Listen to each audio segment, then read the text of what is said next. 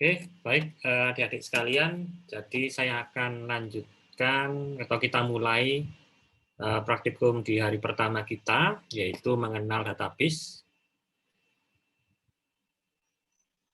Nah, ini sedikit introduction ya.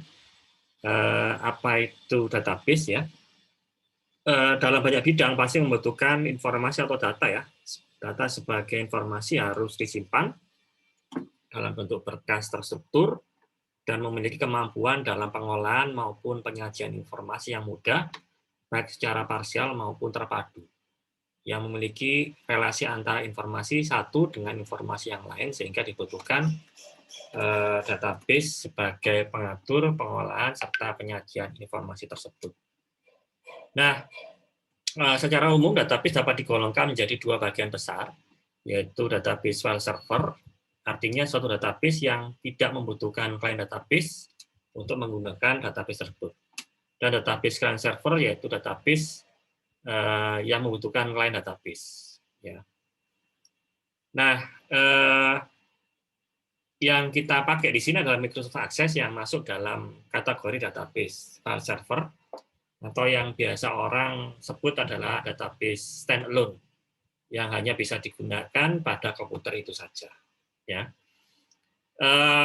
Microsoft Access sendiri ini produk buatan Microsoft, ya, di mana dia biasanya jadikan satu dengan produknya Microsoft Office. Ya.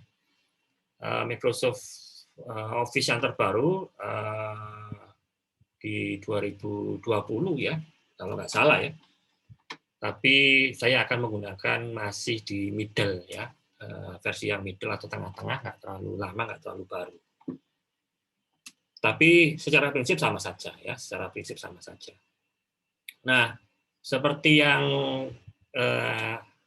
nanti Anda ketahui bahwa database ini itu dia bisa menyimpan data, dan juga dia juga bisa menyimpan data yang besar, kemudian kita bisa menyajikan informasi dengan akurat. Nah, dengan adanya praktikum ini diharapkan bahwa nanti implementasi Anda di dalam teori basis data itu bisa digunakan atau diimplementasikan dengan baik di Microsoft Access.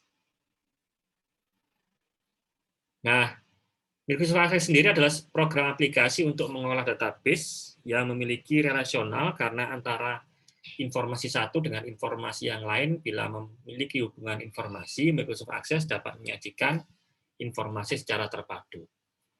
Nah, dengan Microsoft Access dapat merancang dan mengolah database yang saling terkait, yaitu antara pembuatan tabel, form, query, report, makro, modul, dan page.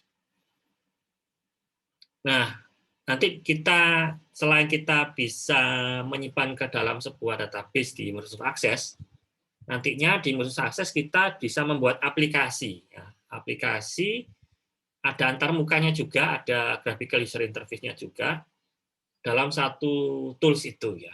Kalau biasanya database client server itu terpisah ya.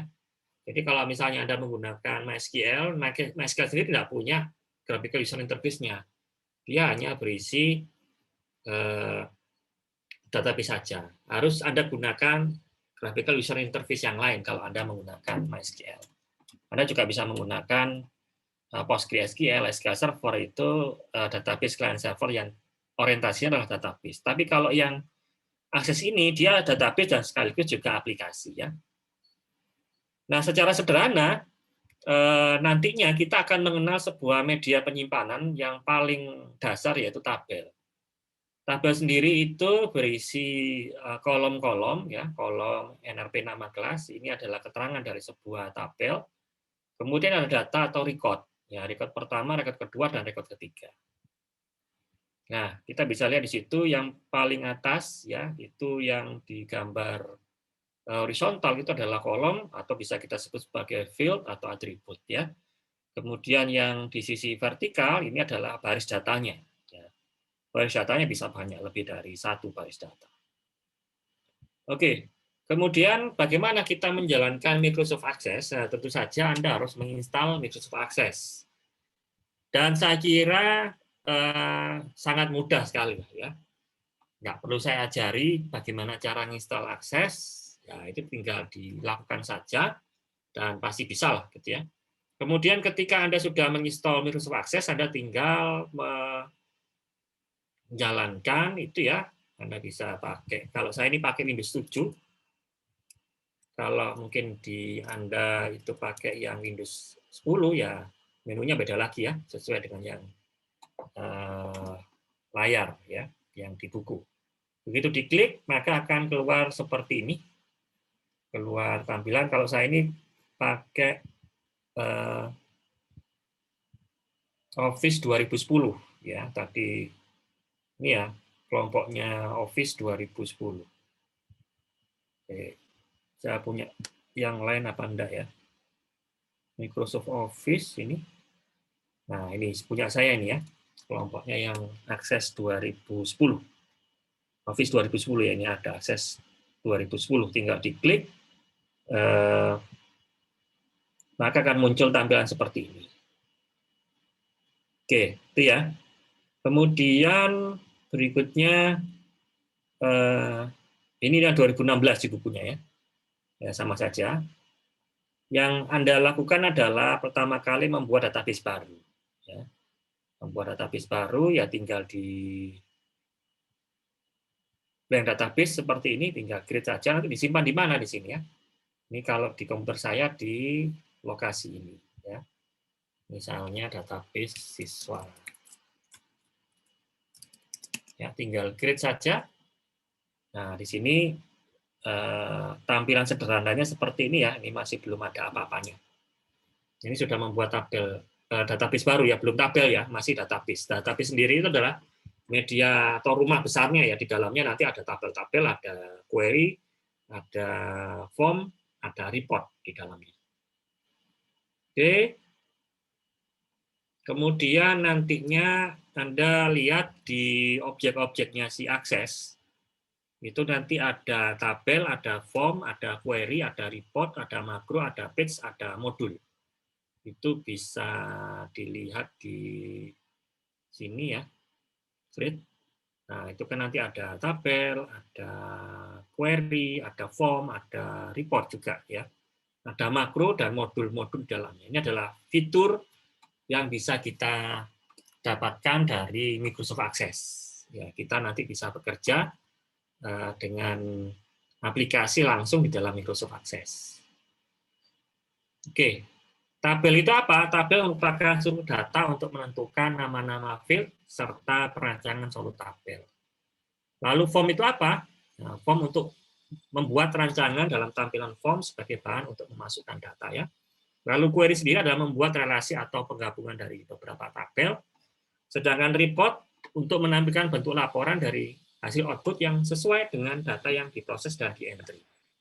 Lalu makro untuk mengkoordinasikan dari menu tabel, form, report, query menjadi tombol dan suatu menu secara otomatis. Lalu page ya untuk merancang tampilan data akses pada halaman web melalui sistem jaringan server. Sedangkan terakhir modul adalah membuat rancangan modul pengolahan database yang dibuat dengan menggunakan kode pada Visual Basic untuk aplikasinya ya. Nanti kita ngebaca itu. Nah, dari sekalian, percobaan pertama Anda latihan soal ini ada yang Anda kerjakan ya, seperti yang saya praktekkan tadi ya, sangat mudah sekali. Lakukan instalasi Microsoft Access. Nah, ini kalau ini tidak perlu Anda capture lah ya. Nomor 1 ini tidak perlu Anda lakukan, ya saya yakin sudah. Nomor 2, nah, baru Anda lakukan ya. Buat folder baru dengan nama database 1, serta buat subdirektori laporan, form, dan gambar dari database 1. Buat database baru dengan nama rental VCD ya. Jadi Anda membuat subdirektori ya. Subdirektori dari folder database 1, isinya foldernya nanti ada folder laporan, ada form, dan gambar. Lalu buat database baru ya, simpan di dalam folder database 1. Database barunya Anda namakan rental VCD. Ya. Oke, itu adalah akhir dari penjelasan praktikum yang pertama.